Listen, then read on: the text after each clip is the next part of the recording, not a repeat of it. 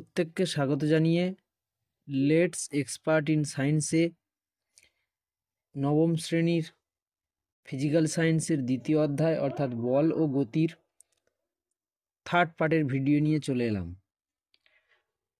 আগের দিন আমরা পড়েছিলাম গতির সমীকরণের জন্য প্রয়োজনীয় যে গতি সম্পর্কিত রাশি অতিক্রান্ত দূরত্ব সরণ নিয়ে। আজকের আমরা যে রাশি দুটি নিয়ে আলোচনা করব সে দুটি হলো দ্রুতি ও বেগ। আগের পার্টের ভিডিওটি যারা মিস করেছো, যারা দেখোনি, ডেসক্রিপশন বক্সের লিংক দেওয়া আছে, ওখান থেকে দেখে নেবে। চলো আজকের ভিডিও শুরু করি। আজকের প্রথম যে রাশিটা নিয়ে আলোচনা করব সেটা হলো দ্রুতি কি।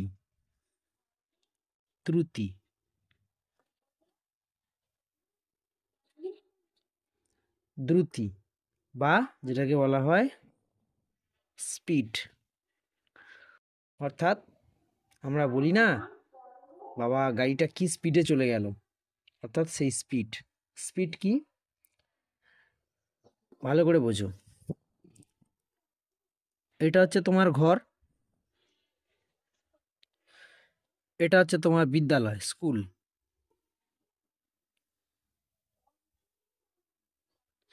তুমি তোমার ঘর থেকে বিদ্যালয়ে গেলে, এটা তাহলে কি ছিল? অর্থাৎ তুমি ঘর থেকে বিদ্যালয়ে যাওয়ার জন্য যে দূরত্ব অতিক্রম করলে সেটা হচ্ছে অতিক্রান্ত দূরত্ব। এইবার তোমার ওই ঘর থেকে বিদ্যালয়ে যাওয়ার জন্য পার্টিকুলার একটা সময়ের প্রয়োজন হয়েছে। তুমি বললে আমি আমার ঘর থেকে আমার বিদ্যালয়ে যেতে এই যে ডিস্টেন্সটা সেটা হচ্ছে 30 মিনিট, অর্থাৎ 30 মিনিট দূরত্ব। অর্থাৎ এই যে তোমার ঘর থেকে তুমি তোমার বিদ্যালয়ে গেলে 30 মিনিটে সময় 30 মিনিট টাইমে, এইটাই হচ্ছে তোমার দ্রুতি। তাহলে আমি যদি দ্রুতির সংজ্ঞা বলতে চাই তাহলে কি বলতে পারি না, সময়ের সাপেক্ষে বস্তুর অবস্থান পরিবর্তনের হারকে দ্রুতি বলা হয়। অর্থাৎ কোনো একটা নির্দিষ্ট সময়ে কোনো বস্তু তার যে অতিক্রান্ত দূরত্ব, সে যে অতিক্রান্ত দূরত্বটা অতিক্রম করলো সেটাকেই আমরা বলবো দ্রুতি। তাই বলছি সময়ের সাপেক্ষে বস্তুর অবস্থান পরিবর্তনের হারকে আমরা বলি দ্রুতি। তাহলে দ্রুতির গাণিতিক রাশিমালাটা কি আসে না, দ্রুতি সমান তাহলে অতিক্রান্ত দূরত্ব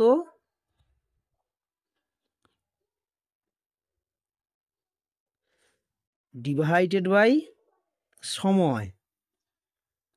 অর্থাৎ সময়ের সাপেক্ষে কোনো বস্তুর অতিক্রান্ত দূরত্ব বা অবস্থার পরিবর্তনকেই বলা হচ্ছে দ্রুতি। আর এটাকে দ্রুতিকে আমরা সবসময় এস দ্বারা ইন্ডিকেট করি, যেহেতু স্পিড। দ্রুতি এস সমান সমান অতিক্রান্ত দূরত্বকে আমরা কি দ্বারা ইন্ডিকেট করি, এক্স ডিভাইডেড বাই সময় টি। তাহলে এটি হলো দ্রুতির গাণিতিক রাশিমালা।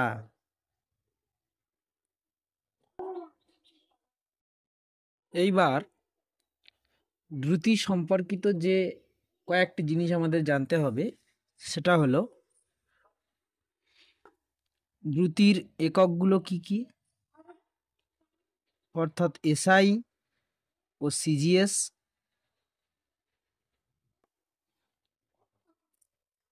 দ্রুতির মাত্রা বা মাত্রীয় সংকেত, আর দ্রুতি কি ধরনের রাশি।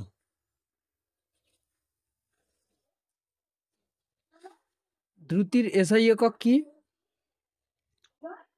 দ্রুতির এসআই একক হলো, ভালো করে লক্ষ্য করো, দ্রুতি সমান সমান কি ছিল, অতিক্রান্ত দূরত্ব বাই সময়।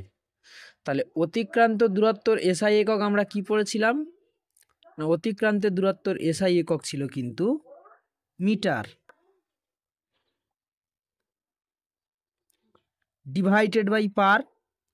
সময়ের ক্ষেত্রে সময়ের এসআই একক সিজিএস একক একই, সেকেন্ড। তাহলে সময়ের হচ্ছে সেকেন্ড।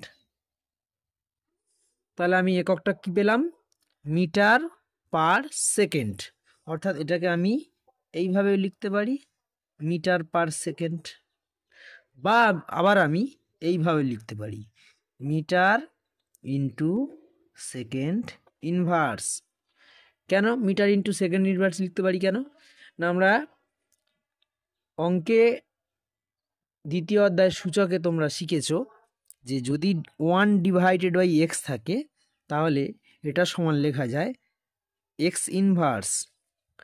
তাহলে একই রকমভাবে যদি থাকে যে y/x, তাহলে লিখতে পারি y ইন্টু এক্স ইনভার্স। তাই m/s সমান সমান m ইন্টু এস ইনভার্স। তাহলে একই রকমভাবে সিজিএস পদ্ধতি এককটা কি হবে? সিজিএস পদ্ধতিতে অতিক্রান্ত দূরত্বের একক হচ্ছে সেন্টিমিটার পার সেকেন্ড বা সেন্টিমিটার পার সেকেন্ড, এইভাবেও লিখতে পারি, অথবা সেন্টিমিটার ইন্টু সেকেন্ড ইনভার্স, এইভাবেও আমরা লিখতে পারি। এইবার আসি মাত্রীয় সংকেত। মাত্রীয় সংকেতটা কি? দ্রুতির মাত্রীয় সংকেত হলো m0 l1 t-1। কিভাবে হলো বুঝিয়ে বলুন। শোনো, দ্রুতির মাত্রীয় সংকেত, দ্রুতি রাশি গাণিতিক রাশিমালা x/t। তাহলে x এর মাত্রীয় সংকেত অর্থাৎ অতিক্রান্ত দূরত্বের মাত্রীয় সংকেত কি পড়েছিলাম আমরা? l ডিভাইডেড বাই টাইম, সময়ের মাত্রীয় সংকেত t। তাহলে এইটা সমান আমি লিখতে পারি যে l ইন্টু টি ইনভার্স, ওই সূচকের নিয়ম অনুযায়ী,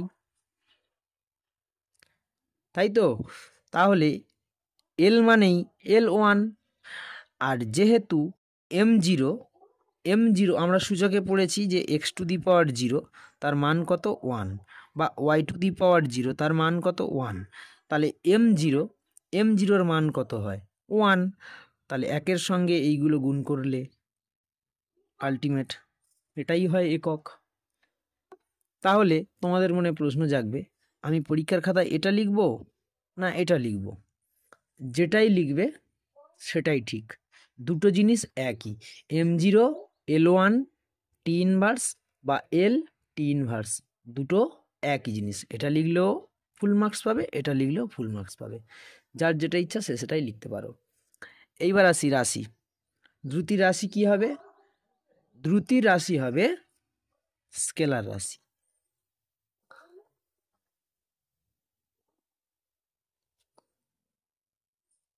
বুঝিয়ে বলুন। দ্রুতির রাশি হলো স্কেলার রাশি, তার কারণ হলো, ভালো করে বোঝো, দ্রুতি সমান অতিক্রান্ত দূরত্ব বাই সময়। তাহলে অতিক্রান্ত দূরত্ব একটা কি ধরনের রাশি? স্কেলার রাশি। সময়ও কি ধরনের রাশি? স্কেলার রাশি। তাহলে দুটো স্কেলার রাশি মিলিয়ে, অবশ্যই দুটোই স্কেলার রাশি যদি হয় তাহলে দ্রুতি অবশ্যই সেটাও স্কেলার রাশি হবে। বা আমি বলতে পারি যে দ্রুতির কেবলমাত্র মান আছে, কোন রকম কিন্তু অভিমুখ নেই। অর্থাৎ আমি সময়ের সাপেক্ষে কতটা দূরত্ব যাচ্ছি সেটাই তো দ্রুতি। তাহলে আমি কতটা যাচ্ছি, আমি বললাম 5 মিনিটে আমি 5 মিটার দূরত্ব গেলাম, তাহলে কোন দিকে গেলাম সেটা আমার বড় কথা নয়। তাহলে আমি যে গেলাম 5 মিনিটে 5 মিটার গেলাম, তো সেখানে কিন্তু কোনো রকম অভিমুখের প্রয়োজন হচ্ছে না, তাই দ্রুতি হলো এক ধরনের স্কেলার রাশি। এইবার আসি দ্রুতির প্রকারভেদ। অর্থাৎ দ্রুতি দুই রকমের হয়ে থাকে, একটা হলো সমদ্রুতি, আর একটা হলো অসমদ্রুতি। সমদ্রুতি কি? মনে করো এটা একটা নির্দিষ্ট দূরত্ব, এই দূরত্বটা অতিক্রম করতে, এই দূরত্বটা মনে করলাম আমি টোটাল, আমি মনে করছি এটা 15 কিলোমিটার। এই 15 কিলোমিটার দূরত্বটা কোনো একটা গাড়ি আমি চোখের আন্দাজে ধরে নিলাম যে এটা 5 কিলোমিটার, এটা 5 কিলোমিটার, এটা 5 কিলোমিটার। কোনো একটা গাড়ি এই 5 কিলোমিটার যেতে সময় লাগে 10 মিনিট, আবার একই রকমভাবে এই 5 কিলোমিটার যেতে সময় লাগলো 10 মিনিট, এই 5 কিলোমিটার যেতেও সময় লাগলো 10 মিনিট। তাহলে সেক্ষেত্রে এই পুরোটাই হচ্ছে কি একটা সমদ্রুতি। অর্থাৎ যদি কোনো গাড়ি বা কোনো বস্তু সময়ের ব্যবধানে সমান দূরত্ব অতিক্রম করে, তখন সেটাকে আমি বলবো সমদ্রুতি। অর্থাৎ এক্ষেত্রে এই 15 কিলোমিটার দূরত্বটা যেতে 5 কিলোমিটার 10 মিনিট সময় লেগেছে, দ্বিতীয় 5 কিলোমিটার গেছে 10 মিনিটে, আবার তৃতীয়বার 5 কিলোমিটার গেছে 10 মিনিটে। তাহলে প্রত্যেকটা ক্ষেত্রে কিন্তু সমান সময়ে ব্যবধানে সমান দূরত্ব অতিক্রম করলো। তাহলে এক্ষেত্রে এটাকে কিন্তু আমরা বলি সমদ্রুতি। তাহলে অসমদ্রুতি কি হবে না, যদি কোনো বস্তু সমান সময়ের ব্যবধানে সবসময় সমান দূরত্ব অতিক্রম করতে না পারে, সেক্ষেত্রে সেটা হবে অসমদ্রুতি। অর্থাৎ এখান থেকে কোনো একটা বস্তু যাওয়া শুরু করে আঁকাবাঁকা পথের ক্ষেত্রে, সে আঁকাবাঁকা পথের ক্ষেত্রে হতে পারে বা সরলরৈখিক পথ বরাবর হতে পারে। তাহলে এটা মনে করলাম প্রথমে এই 5 কিলোমিটার, এখান থেকে এই পর্যন্ত মনে করলাম 5 কিলোমিটার, এটা গেল 10 মিনিট, আবার এই 5 কিলোমিটার, এটা গেল 15 মিনিট, আবার এই 5 কিলোমিটার, এটা গেল হয়তো দেখা গেল 5 মিনিটে। তাহলে এই রকম যদি ঘটনা ঘটে থাকে, তাহলে সেটাকে কিন্তু আমি বলবো অসমদ্রুতি। সেটা সরলরৈখিক পথে হতে পারে বা বক্ররৈখিক পথে হতে পারে, সেটা সরলরৈখিক পথের ক্ষেত্রেও হতে পারে। এই 5 কিলোমিটার গেল 10 মিনিটে, এই 5 কিলোমিটার গেল 20 মিনিটে, আবার এই 5 কিলোমিটার গেল 9 মিনিটে। তাহলে সেক্ষেত্রে কিন্তু এই যে দ্রুতিটা, ওই দ্রুতিটা হয়ে যাবে অসমদ্রুতি। তাহলে অসমদ্রুতি সংজ্ঞা জিজ্ঞেস করলে আমরা কি বলবো না, যদি কোনো বস্তু সমান সময়ের ব্যবধানে সব সময় সমান দূরত্ব অতিক্রম না করে, তবে বস্তুটির দ্রুতিকে আমরা কি বলবো, অসমদ্রুতি। এইবার অসমদ্রুতির ক্ষেত্রে আমার একটা ধারণা চলে আসে, সেটা হলো গড় দ্রুতি। গড় দ্রুতি অর্থাৎ গড় দ্রুতির ধারণাটাকে কেন আনলাম না, কোনো একটা গাড়ি টোটাল 15 কিলোমিটার যেতে গেলে তাহলে তার দ্রুতি কত হবে, সেটা নির্ণয় করার জন্য কিন্তু আমার গড় দ্রুতি আসে। তার কারণ হলো, আমরা যখন রাস্তাঘাটে কোনো যানবাহনে যাতায়াত করি, সেটা কিন্তু সবসময় অসমদ্রুতিতে চলে, সমদ্রুতিতে চলে না, সবসময় অসমদ্রুতিতে চলে। তার কারণ হলো, কখনো সেই গাড়িটা 5 কিলোমিটার বেগে যাচ্ছে, আবার কখনো সেই গাড়িটা দেখা যাচ্ছে 10 কিলোমিটার বেগে যাচ্ছে, আবার কখনো সেই গাড়িটা, অর্থাৎ রাস্তার গতিবিধির ওপর নির্ভর করে কিন্তু সেই গাড়িটা চলছে। তাহলে সেক্ষেত্রে কোনো গাড়ির বা কোনো বস্তুর দ্রুতি নির্ণয় করতে গেলে কিন্তু আমি গড় দ্রুতি ব্যবহার করি, অর্থাৎ আমাকে গড় দ্রুতিই ব্যবহার করতে হবে। অর্থাৎ সে টোটাল তার দ্রুতিটা কত হলো, সেক্ষেত্রে একটা গড় দ্রুতির প্রয়োজন হয়। তাহলে গড় দ্রুতি সমান কি না, গড় দ্রুতি সমান মোট অতিক্রান্ত দূরত্ব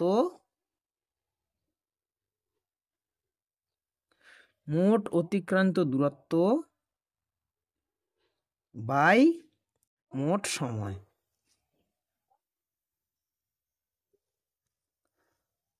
মোট অতিক্রান্ত দূরত্ব ডিভাইডেড বাই মোট সময়। মনে করলাম যে একটি ট্রেন প্রথম 1 ঘন্টায় 40 কিলোমিটার পথ যায়, দ্বিতীয় 30 মিনিটে 30 কিলোমিটার পথ যায়, এবং তারপরে তৃতীয়বার আবার 1 ঘন্টায় 30 কিলোমিটার পথ যায়।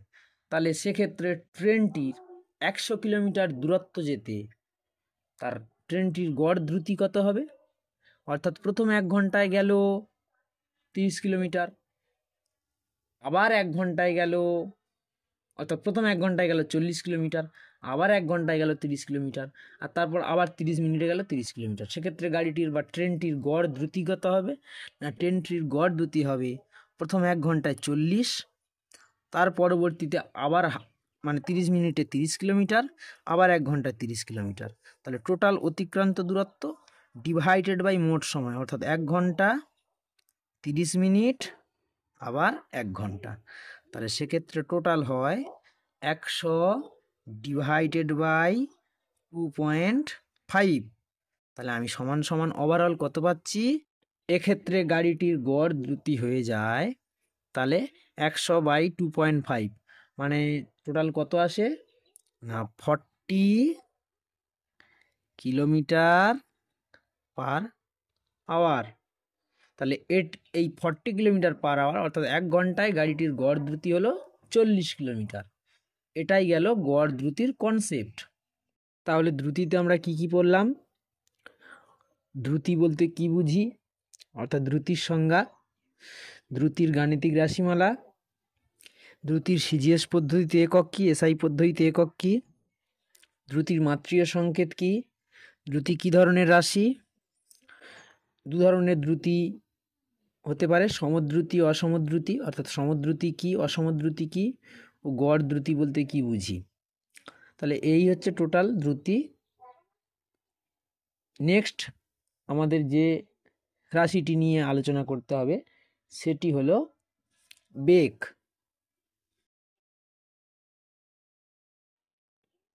বেগ বা ভেলোসিটি। বেগ বা ভেলোসিটি, এই বেগ বা ভেলোসিটি কি ভালো করে বোঝো। একটি উদাহরণ প্রত্যেকবার তোমাদেরকে দিচ্ছি যাতে তোমরা কম্বিনেশানগুলো ঠিকভাবে বুঝতে পারো, প্রত্যেকটার সঙ্গে প্রত্যেকটা ডিফারেন্সটা যাতে সহজেই বোঝা যায়। এটি হচ্ছে তোমার ঘর, এটা হচ্ছে তোমার বিদ্যালয়। তুমি এই ঘর থেকে বিদ্যালয়ে গেলে যে পথ ধরে গেলে সেটা হচ্ছে তোমার অতিক্রান্ত দূরত্ব, এবং তার যে সরল রৈখিক যে দূরত্ব, সেই সরল রৈখিক যে দূরত্ব সেটাই হচ্ছে কি তার সরণ। এটাই হচ্ছে তোমার সরণ। তো তুমি বাড়ি থেকে বিদ্যালয়ে গেলে, এবার বাড়ি থেকে বিদ্যালয়ে যাওয়ার জন্য একটা পার্টিকুলার সময় লেগেছে, তাহলে সেই সময়টা কত? আমি মনে করছি 30 মিনিট, এবং সরণ ঘটেছে একটা নির্দিষ্ট দিকে। আমি বাড়ি থেকে বিদ্যালয়ে গিয়েছি তার সরলরৈখিক দূরত্ব বরাবর, অর্থাৎ তার সরলরৈখিক দূরত্ব অর্থাৎ সরণ হচ্ছে মনে করলাম আমি 5 মিটার। তাহলে এই 5 মিটার যেতে আমার 30 মিনিট সময় লেগেছে। এটাই হলো আমার বেগ। অর্থাৎ দ্রুতির সঙ্গে বেগের পার্থক্য কি না, দ্রুতি হলো আমি টোটাল কতটা অতিক্রান্ত দূরত্ব গেলাম, এটাই হচ্ছিল আমার দ্রুতি। অর্থাৎ আমি এটা মনে করলাম টোটাল 7 মিটার, মনে করলাম এটা 5 কিলোমিটার, এটা 7 কিলোমিটার, তাহলে আমার অতিক্রান্ত দূরত্ব ছিল 7 কিলোমিটার। তাহলে 7 কিলোমিটার যেতে দেখা গেল আমার সময় লেগেছে 35 মিনিট। তাহলে এটা ছিল আমার হচ্ছে দ্রুতি বা স্পিড। দ্রুতি হচ্ছে আমার একটা নির্দিষ্ট টাইমে অর্থাৎ 35 মিনিটে আমি 7 কিলোমিটার অতিক্রান্ত দূরত্ব অতিক্রম করলাম, এটা ছিল আমার দ্রুতি। আর বেগ কি? বেগ হলো 30 মিনিটে আমি আমার 5 কিলোমিটার আমি সরল রৈখিক পথ বরাবর আমি আমার বিদ্যালয়ে উপস্থিত হলাম। তাহলে এটা হচ্ছে আমার বেগ।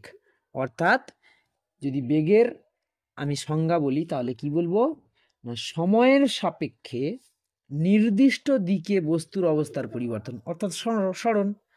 নির্দিষ্ট দিকে বস্তুর অবস্থান পরিবর্তন মানে কি? সরণ। তাহলে সময়ের সাপেক্ষে নির্দিষ্ট দিকে বস্তুর অবস্থান পরিবর্তনের হারকে আমি বলবো বেগ, বা আরেক রকমভাবে বলতে পারি বস্তুর একক সময়ের সরণকে আমি বলবো বেগ। তাহলে বেগ সমান সমান আমি কি লিখতে পারি গাণিতিক রাশিমালাতে? বেগ সমান সমান সরণ বাই সময়। বেগকে আমরা ভেলোসিটির ভি দিয়ে ইন্ডিকেট করি। তাহলে বেগ ভি সমান সমান সরণ ডি বাই সময় টি। এটাই হচ্ছে আমার গাণিতিক রাশিমালা।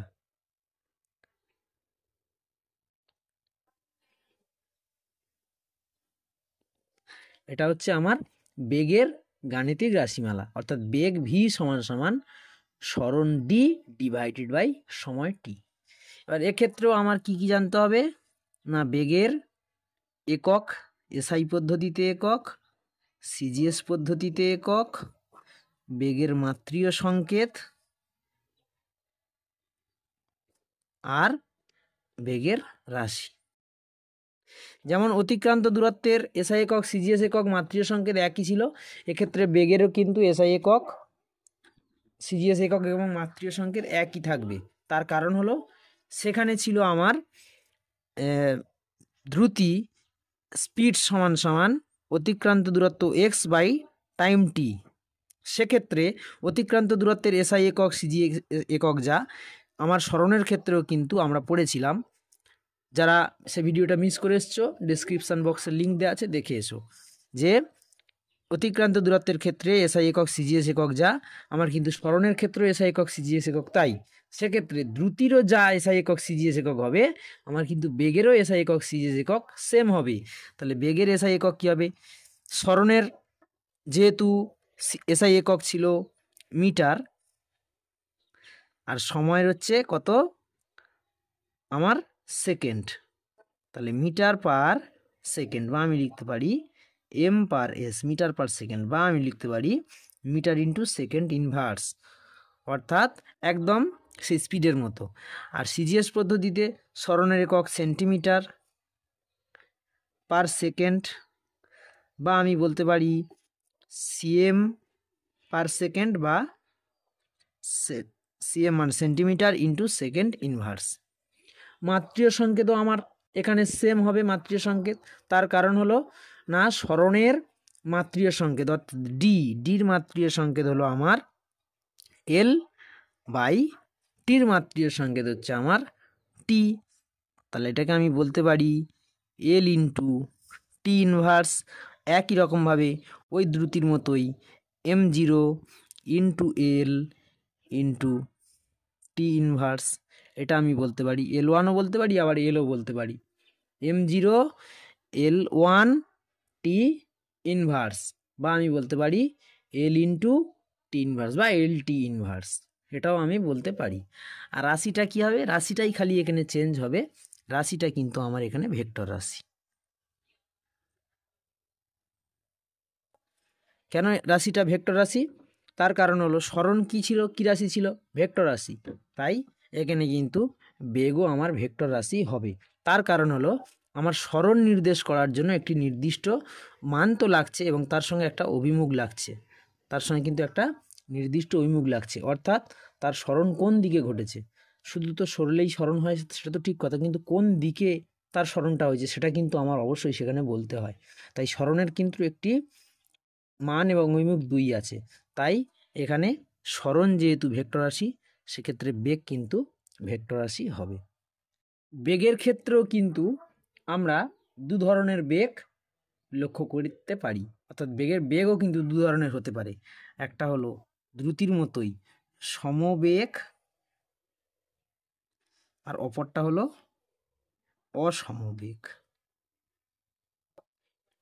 সমবেগ কি? সমবেগ হলো মনে করলাম কোনো একটা গাড়ি একটা নির্দিষ্ট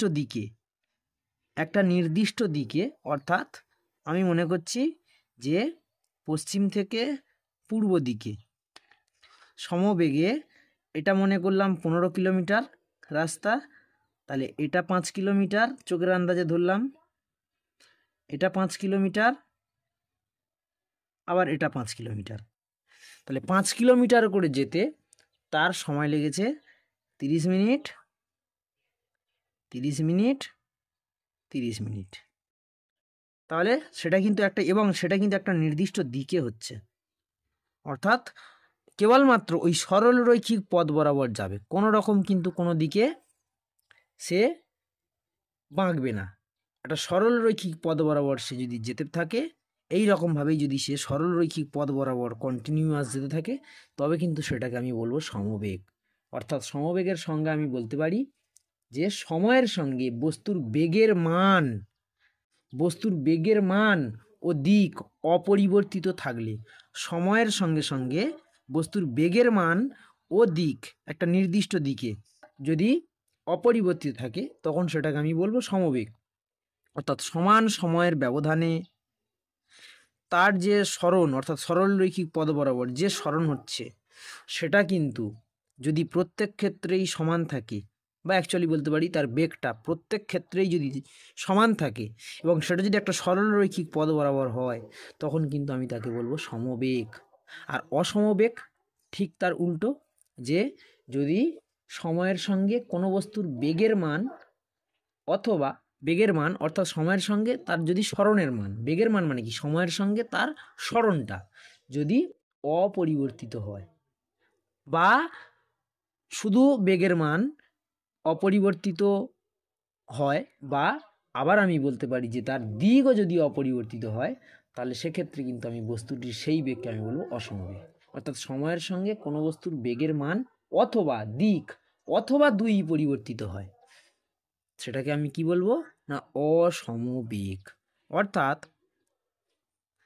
সে সরলরৈখিক পথ বরাবর হতে পারে বা বৃত্তাকার পথ বরাবর হতে পারে। সে হচ্ছে আমার 30 মিনিট টাইমে প্রথমে গেল 5 কিলোমিটার, তারপরে আবার 30 মিনিট টাইমে মনে করলাম গেল 6 কিলোমিটার, আবার 7 কিলোমিটার গেল দেখা গেল 1 ঘন্টায়। এবং এক্ষেত্রে এইটা যদি হয় তাহলে এটাকে বলবো অসমবেগ। বা সে যদি শুধু এক্ষেত্রে এটা হলেও চলবে, বা যদি আমার কি হয় সে যদি হঠাৎ দিক পরিবর্তন করে ফেলে, সেক্ষেত্রেও কিন্তু সেটা আমার হবে অসমবেগ। অর্থাৎ শুধুমাত্র যদি দিক পরিবর্তন করে, বা শুধুমাত্র যদি আমার সময়ের সঙ্গে সঙ্গে তার বেগের মান পরিবর্তন হয়, বা যদি উভয়েই ঘটে থাকে অর্থাৎ দিকও পরিবর্তন করবে বেগের মানও চেঞ্জ হবে, সেক্ষেত্রে কিন্তু আমি সেটাকে কি বলবো অসমবেগ।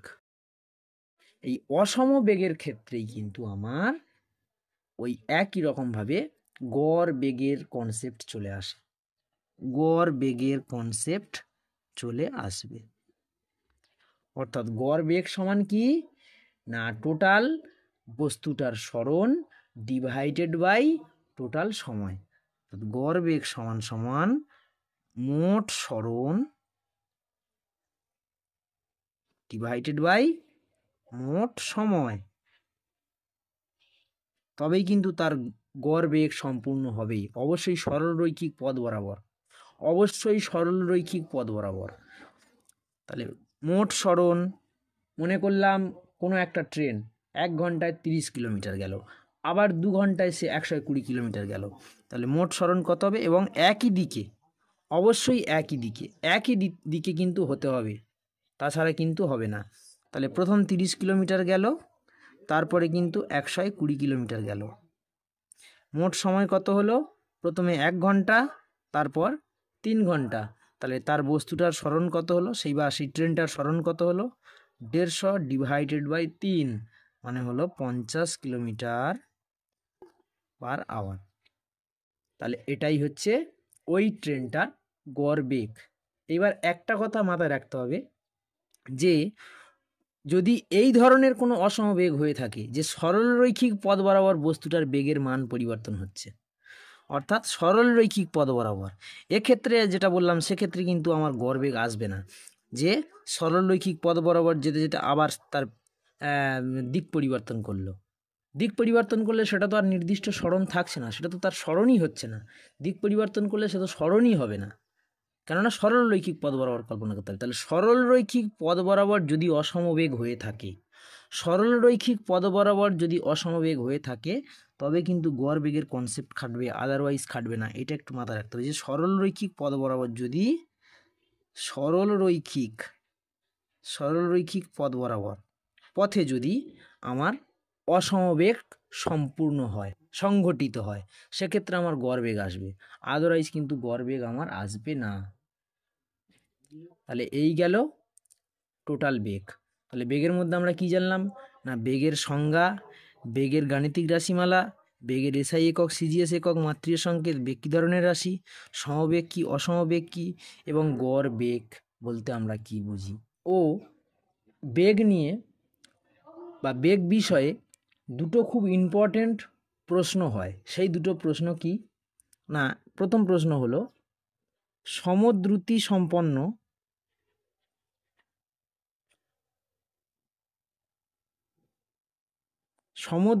সম্পন্ন কোনো বস্তু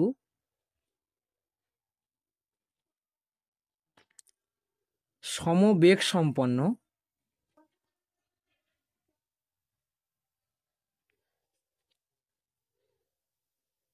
নাও হতে পারে। এই জিনিসটা কি একটু বুঝাই। সমদ্রুতি সম্পন্ন কোনো বস্তু সমবেগ সম্পন্ন নাও হতে পারে। অর্থাৎ সমদ্রুতি সম্পন্ন কোনো বস্তু মানে কি, মনে করলাম কোনো একটা বস্তু সমদ্রুতি মানে কি, সমদ্রুতি অর্থাৎ কোনো একটা বস্তু সে বক্রপথে হতে পারে বা সরল রৈখিক পথে হতে পারে, যদি সে সব সময় সমান সময়ের ব্যবধানে সমান দূরত্ব অতিক্রম করে, তখন তাকে আমি সমদ্রুতি বলি। অর্থাৎ মনে করলাম আমি একটা বৃত্তাকার পথে, এটা মনে করলাম একটা বৃত্তাকার পথ, তাহলে এই বৃত্তাকার, সে বৃত্তাকার হোক আর যাই হোক, মনে করলাম এটা আমার একটা বক্ররৈখিক পথ, একটা বক্রপথ। এই বক্রপথে মনে করলাম এটা হচ্ছে 3টে ভাগ করি, এটা 5 কিলোমিটার, এটা 5 কিলোমিটার, এটা 5 কিলোমিটার। তাহলে এই 5 কিলোমিটার যেতে সময় লাগলো 30 মিনিট, এই 5 কিলোমিটার যেতে সময় লাগলো 30 মিনিট, আবার এই 5 কিলোমিটার যেতে সময় লাগলো 30 মিনিট। তাহলে এটাকেই আমি সমদ্রুতি বলবো। কিন্তু আমি এটাকে কি সমবেগ সম্পন্ন বলতে পারি? এটা হচ্ছে সমদ্রুতি, সমদ্রুতি হবে। কিন্তু আমি কি এটাকে সমবেগ বলতে পারবো? সমবেগ বলতে পারবো? সমবেগ কখনোই বলতে পারবো না। তার কারণ হলো সমবেগের ক্ষেত্রেও কিন্তু 5 কিলোমিটার বেগে 30 মিনিট গেল, 5 কিলোমিটার বেগে 30 মিনিট গেল, 5 কিলোমিটার বেগে 30 মিনিট গেল, এটা ঠিক কথা। কিন্তু সমবেগ কখন হয়? যখন তার একটা নির্দিষ্ট দিক থাকে। অর্থাৎ আমি যদি একটা সরল রৈখিক পথ বরাবর কল্পনা করি, তখন সেটা হয় সমবেগ। একটা নির্দিষ্ট দিক থাকে, সেই সরল রৈখিক পথ বরাবর অর্থাৎ সরণ হয়। তাহলে সরল রৈখিক পথ বরাবর যেটা হয় সেটাই তো সরণ। তাহলে এক্ষেত্রে কিন্তু কোনো সরল রৈখিক পথ পাচ্ছি না। অর্থাৎ প্রত্যেক ক্ষেত্রে যে গাড়িটা ঘুরছিল সেই গাড়িটার কিন্তু প্রত্যেক ক্ষেত্রে গতির পরিবর্তন হচ্ছে, এই দিকের গতি নয়, দিকের পরিবর্তন হচ্ছে। প্রত্যেক ক্ষেত্রেই কিন্তু গাড়িটার দিকের পরিবর্তন হচ্ছে। তাহলে সেক্ষেত্রে কিন্তু আমার সেই বস্তুটা সমদ্রুতি সম্পন্ন হলেও সমবেগ সম্পন্ন হবে না। কিন্তু সরল রৈখিক পথের ক্ষেত্রে কিন্তু বস্তুটার সমদ্রুতি সম্পন্ন হলেও, মানে এটাও 30 কিলোমিটার, এটা 5 মিনিটে গেল, এই 30 মিটার, 30 মিনিট সময় লাগলো 5 কিলোমিটার, 30 মিনিট সময় লাগলো 5 কিলোমিটার, 30 মিনিট সময় লাগলো 5 কিলোমিটার। তাহলে এক্ষেত্রে কিন্তু একটা নির্দিষ্ট দিক হয়ে গেল, অর্থাৎ পার্টিকুলার একটা সোজা বরাবর যাচ্ছে। এক্ষেত্রে কিন্তু সমদ্রুতি, এটা সমদ্রুতিও হবে, আবার এটা সমবেগও হবে। কিন্তু যদি আমি একটা সার্কেল বরাবর কল্পনা করি, বা আমি যদি একটা বক্রপথ কল্পনা করি, তাহলে বক্রপথের ক্ষেত্রে কিন্তু সমদ্রুতি সম্পন্ন হলেও সমবেগ সম্পন্ন কখনোই হবে না। সেজন্য বলছি যে সমদ্রুতি সম্পন্ন কোনো বস্তু সমবেগ সম্পন্ন নাও হতে পারে, অর্থাৎ কখনো কখনো হবে, আর কখনো কখনো হবে না। কখন হবে? সরল রৈখিক পথের ক্ষেত্রে সমদ্রুতি সম্পন্ন কোনো বস্তু সমবেগ সম্পন্ন হবে, আর বক্ররৈখিক পথের ক্ষেত্রে সমদ্রুতি সম্পন্ন বস্তু সমবেগ সম্পন্ন হবে না। এবার আমার 2 নম্বর প্রশ্নটা কি? 2 নম্বর প্রশ্নটা হলো, কোনো বস্তুর গড় দ্রুতি 0 নয় কিন্তু গড় বেগ 0 হতে পারে কি? কোনো বস্তুর গড় দ্রুতি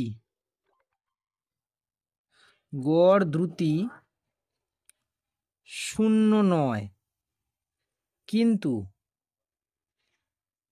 গড় বেগ 0 হতে পারে কি? এইটা কিন্তু আমাদের চলে আসে।